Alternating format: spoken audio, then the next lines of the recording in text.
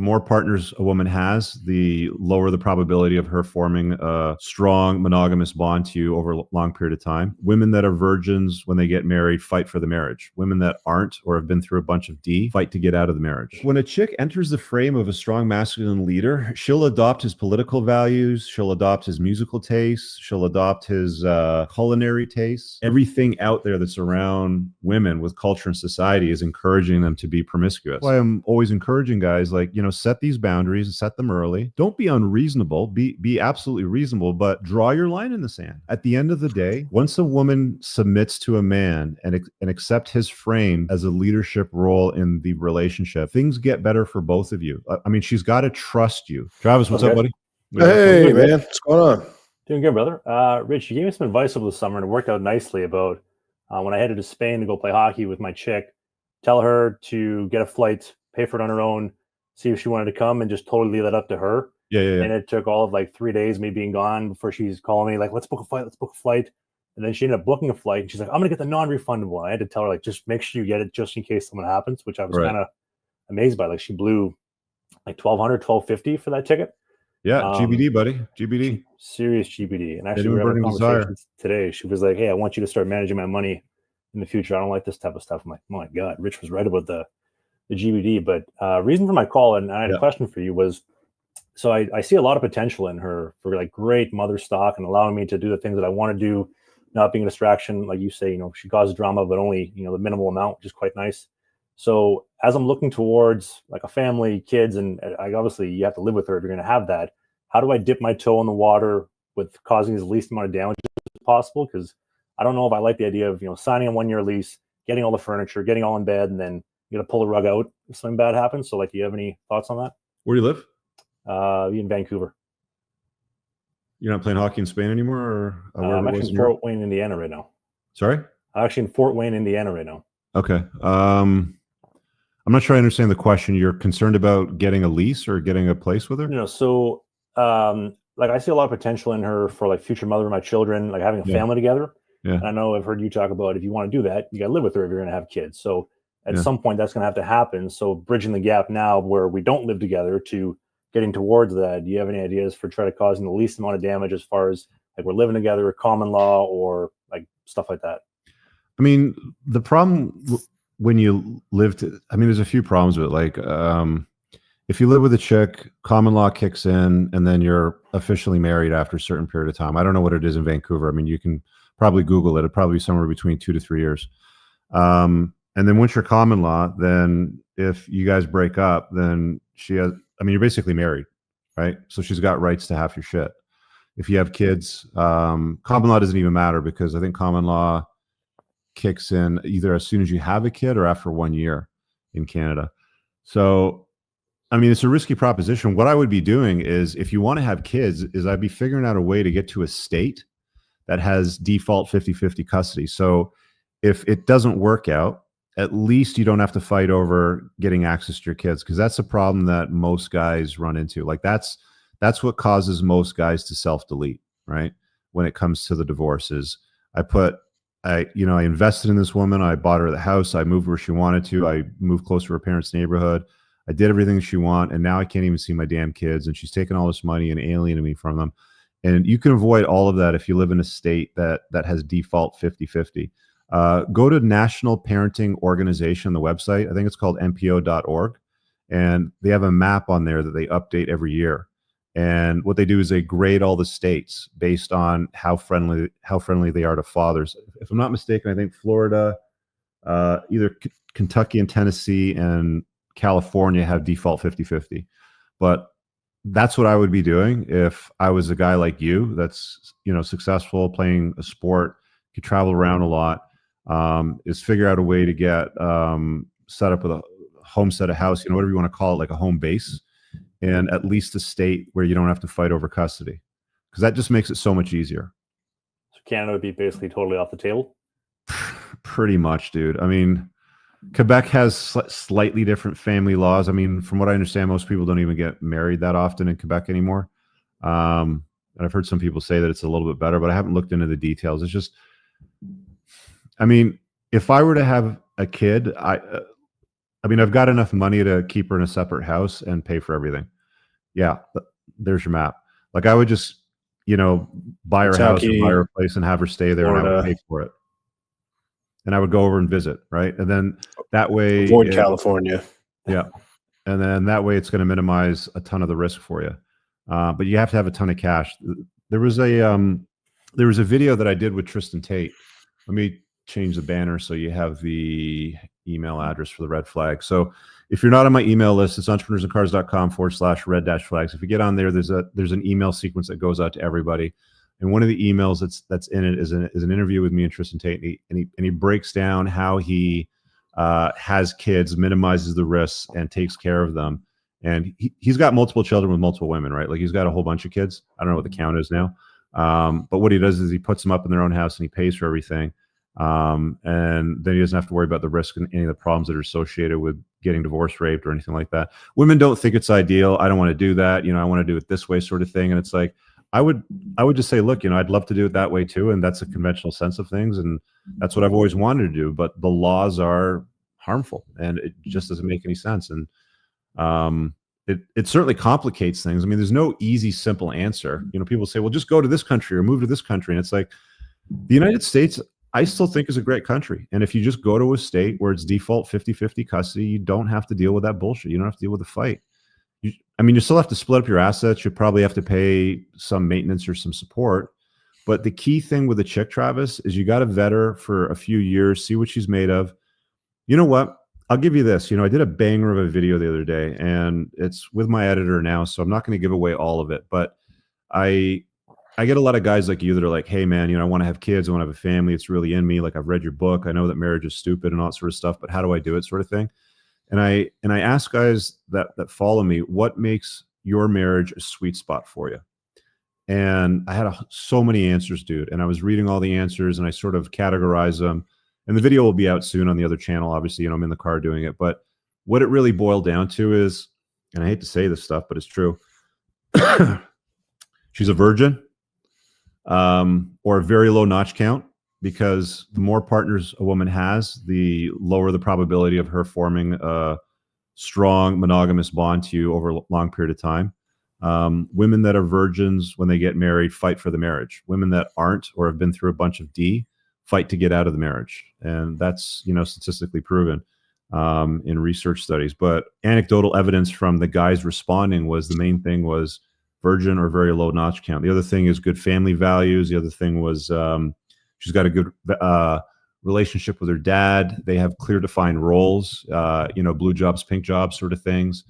That was very common in all the guys that were like, my marriage is my sweet spot. Sometimes I wake up in the morning and I think that I'm still living a dream. And that's sweet to hear, right? Like, I love hearing shit like that. But it's going to be very hard to do that. Like, if you're an older guy, like, the chance of me at my age finding a virgin bride is impossible, right? The younger you are, the higher the probability is that, you're going to find a gal like that. But everything out there that's around women with culture and society is encouraging them to be promiscuous. They're told, men do it, you go do it. Put off having a family, get degrees, climb the corporate ladder. So you're going to have a hard time finding what's going to be a good match. So that's one part of it, is vetting her as mother stock. Vetting yourself as a man and making sure that you can lead is the other part of it. That was the other thing that came up with a lot of guys, is like, she doesn't try to usurp my authority. She follows my lead. She listens to my instructions. What were some of the other sound bites? Stuff like that, right? I broke it all down in the video in a little more detail because I had some notes when I made it, so it's a little more thorough, but you'll see that in a few weeks when it comes out. A couple thoughts that come to mind.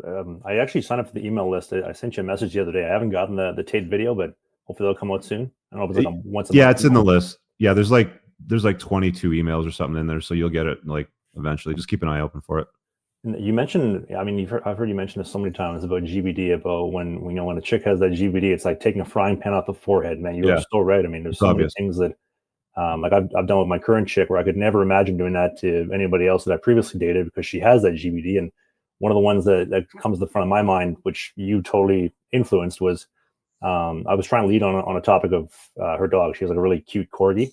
Yeah. And I was saying, like, we need to do things a certain way, because you can't act a certain way. You can't act like a retard. Yeah. Especially like in my apartment. and she wasn't having any of that. I just told her to leave, just go home. Like, I'm not tolerating this. Yeah. She got really upset. She's like, why would you ask me to leave? And I said, please just leave. You're not listening. It's it's so tough with chicks today, dude, because it's like, somebody mentioned in the comments, because they heard that I just broken up. Like, I don't know, where's a super chat?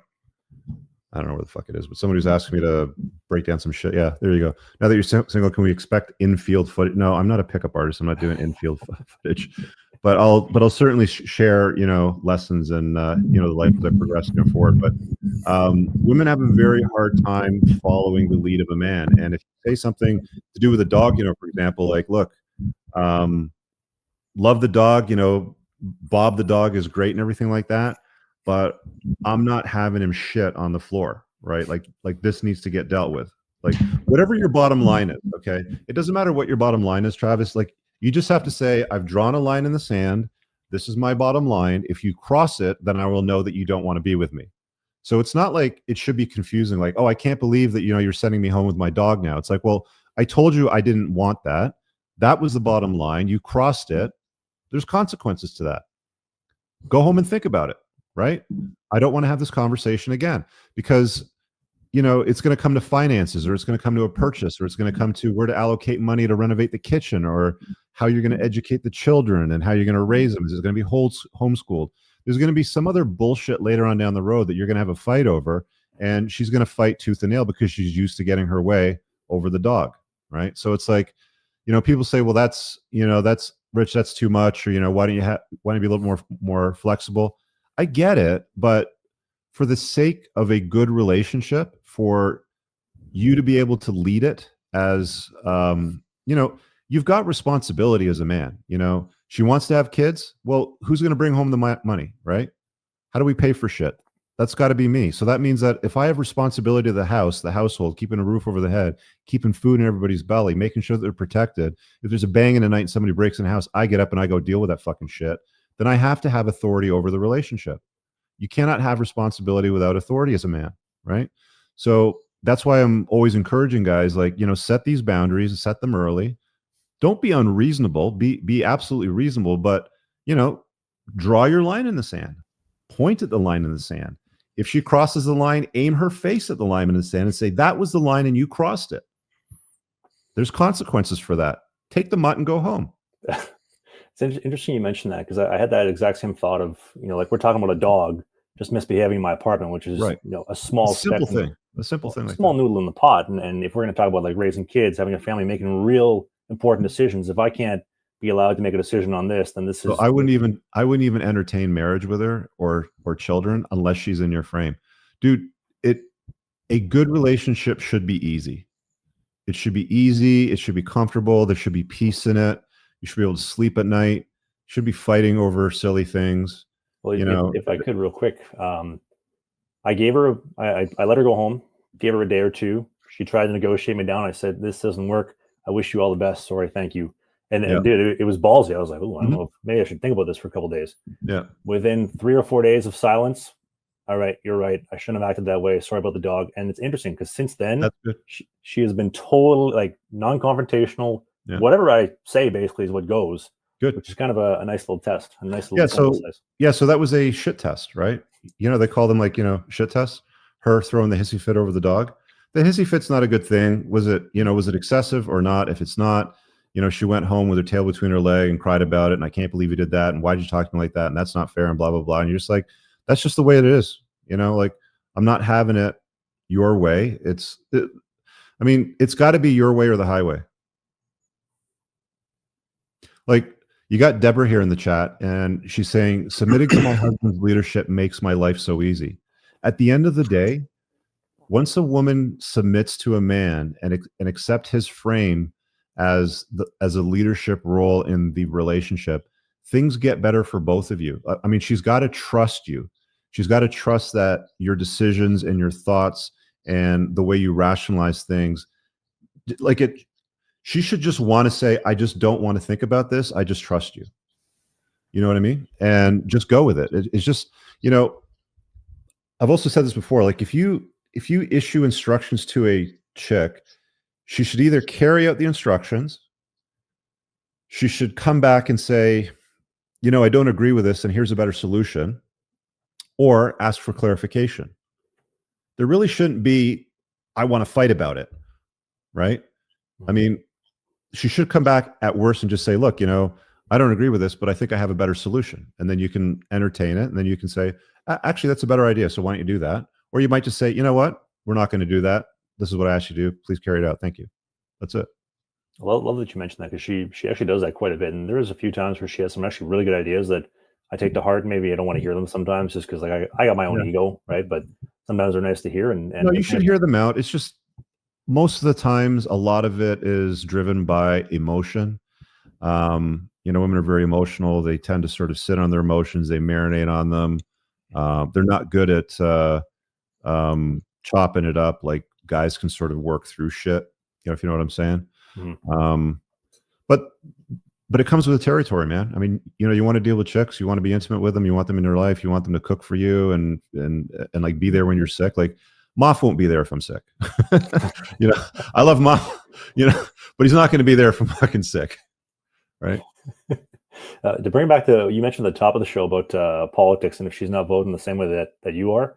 Yeah. And for the first little bit of dating her, obviously about the Green Party in Canada, and she was all about voting for the Greens, voting for abortions, all this type of stuff. Yeah. Over a couple of weeks, I tried to explain to her, like, you seeing things this way is actually destructive to the goals that we're supposed to be in the same line of. Yeah. And BC had that provincial election last month, and she actually voted Conservative, and she voted before me. She came out, I voted Conservative.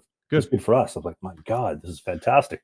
She listens. I've said this before. Like when a chick enters the frame of a strong masculine leader, she'll adopt his political values. She'll adopt his musical tastes. She'll adopt his culinary tastes.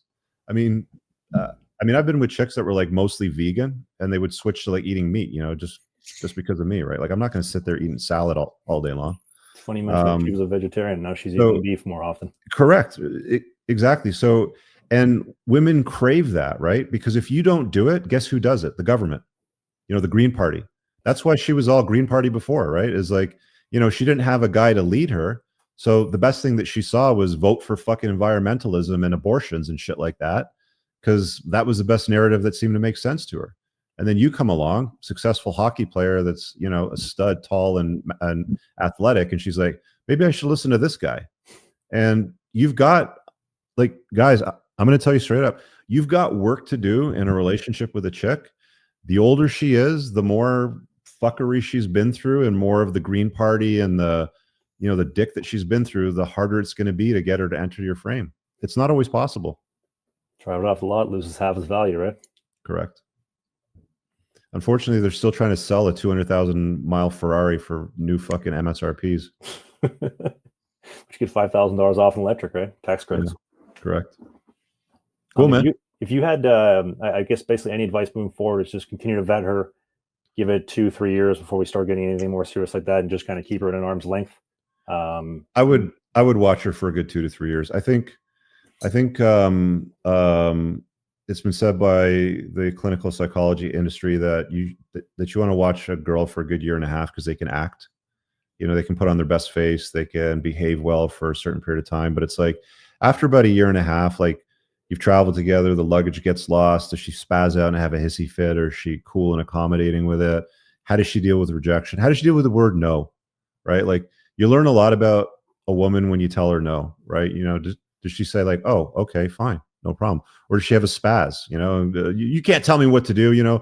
My father tried that with my mother and they got divorced, when I was 9 years old or something like that. And he was such a bad man and blah, blah, blah. And you hear all this fucker.